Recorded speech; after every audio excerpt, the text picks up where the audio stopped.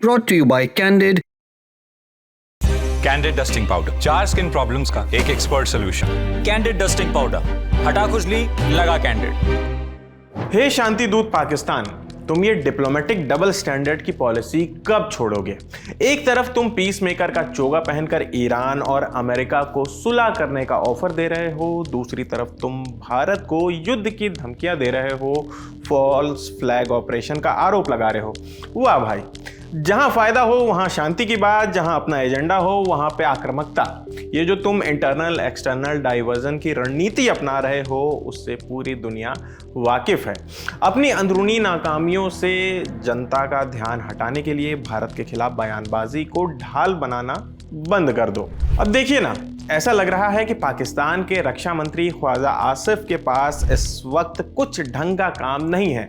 वहां से बैठे बैठे भारत को धमकी धौंस दिखा रहे हैं। कह रहे हैं कि अगर भारत कोई फॉल्स फ्लैग ऑपरेशन करता है तो जवाब सिर्फ बॉर्डर तक सीमित नहीं रहेगा बल्कि कोलकाता तक जा सकता है। ख्वाजा आसिफ सियालकोट में 4 अप्रैल को मीडिया से बात कर रहे थे। उन्होंने कहा कि अगर भारत इस बार कोई फर्जी ऑपरेशन करने की कोशिश करता है तो इंशाअल्लाह हम इसे कोलकाता तक ले जाएंगे।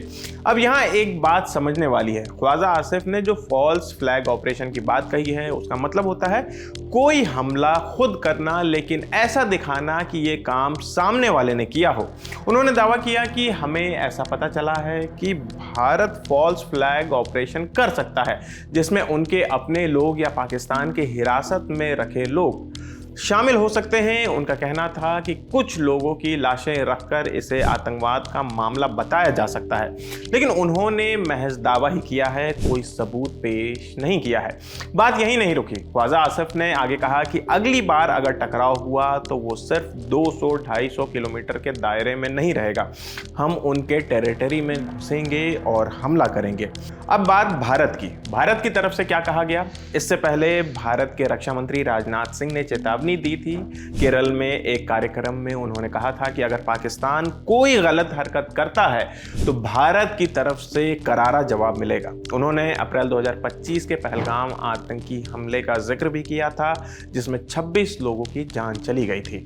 राजनाथ सिंह ने कहा कि ऑपरेशन अभी खत्म नहीं हुआ है, अगर पाकिस्तान ने फिर ऐसी हरकत की तो हमारी सेना ऐसा जवाब देगी जो वो कभी जिंदगी भर नहीं भूलेंगे। 22 अप्रैल 2025 को पहलगाम में आतंकी हमला हुआ। इसके बाद कई दिनों तक भारत और पाकिस्तान के बीच मिलिट्री टेंशन कायम रही, यानी कि जो मिलिट्री ऑपरेशन था भारत की तरफ से वो चलाया गया। भारत ने ऑपरेशन सिंदूर चलाया जिसमें पाकिस्तान और पीओके में मौजूद आतंकी ठिकानों पर हमला किया गया था। जवाब में पाकिस्तान ने भी कई आर्टिलरी, ड्रोन और मिसाइलों का इस्तेमाल किया था। फिर 10 मई 2025 को दोनों देशों के बीच बातचीत हुई और सीज फायर लागू हुआ। अभी कुछ दिनों पहले भी पाकिस्तान से एक और गीदड़ भभकी आई थी।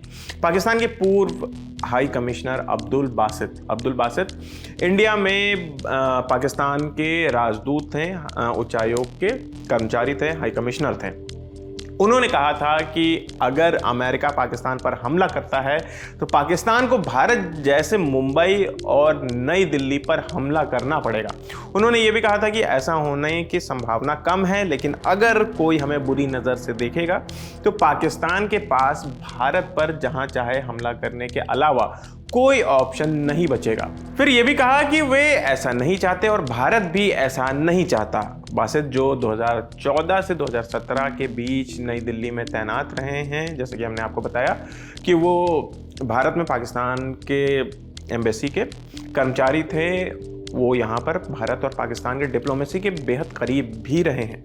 इन सब के बीच पाकिस्तान का पश्चिमी बॉर्डर शांत नहीं है। जैसा कि आप जानते हैं कि पाकिस्तान और अफगानिस्तान के बीच अभी टकराव जारी है। अफगानिस्तान की तरफ से ये आरोप लगे हैं कि पाकिस्तान ने काबुल, कंधार और पंक्तिका जैसे इलाकों में एयर स्ट्राइक की है। तालिबान के प्रवक्ता ने कहा कि इसमें रिहायशी इलाके भी शामिल हैं, यानी कि पाकिस्तान ने अफगानिस्तान के रिहायशी इलाकों पर भी हमला किया है, ऐसा तालिबान का आरोप है। तो फिलहाल इस खबर में इतना ही। आपकी इस खबर पर क्या राय है हमें कमेंट करके ज़रूर बताएं। मेरा नाम आसिफ असरार है। देखते रहिए दी ललन टॉप। शुक्रिया।